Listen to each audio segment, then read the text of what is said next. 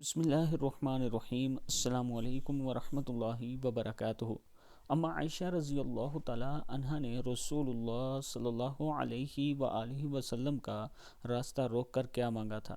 اما عائشہ فرماتی ہیں، ایک دن حضور اکرم صلی اللہ علیہ وآلہ وسلم گھر آئے، میں نے دیکھا آج آپ بہت خوش ہیں۔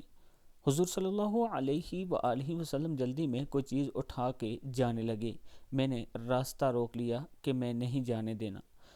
حضور صلی اللہ علیہ وآلہ وسلم نے کہا، عائشہ میرا کوئی انتظار کر رہا ہے۔ اما عائشہ نے کہا، حضور صلی اللہ علیہ وآلہ وسلم لوگ تو آتے ہی رہتے ہیں، میری بھی بات سن لیں۔ آپ صلی اللہ علیہ وآلہ وسلم نے فرمایا، اچھا بتاؤ کیا بات ہے؟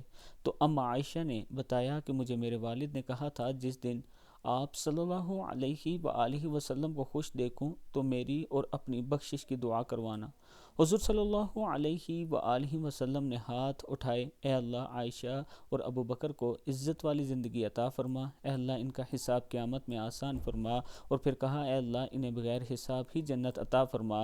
حضور صلی اللہ علیہ وآلہ وسلم دعا مانگ چکے تو پوچھا، عائشہ خوش ہو گئی ہو؟